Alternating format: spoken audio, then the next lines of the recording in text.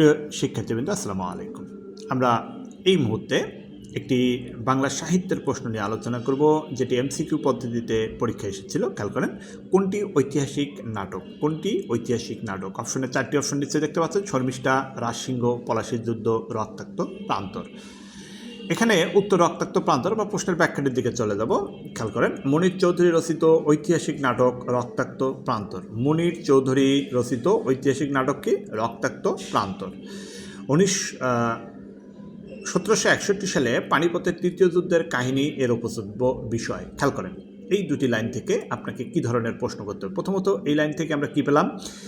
রক্তাক্ত প্রান্তর হচ্ছে একটা ঐতিহাসিক নাটক। এরপরে আমরা কি পেলাম? রক্তাক্ত প্রান্তর নাটকটি মনির চৌধুরী রচিত। এরপরে আমরা কি পেলাম? রক্তাক্ত প্রান্তর নাটকটি পানিপথের যুদ্ধে কাহিনী অবলম্বনে লেখা।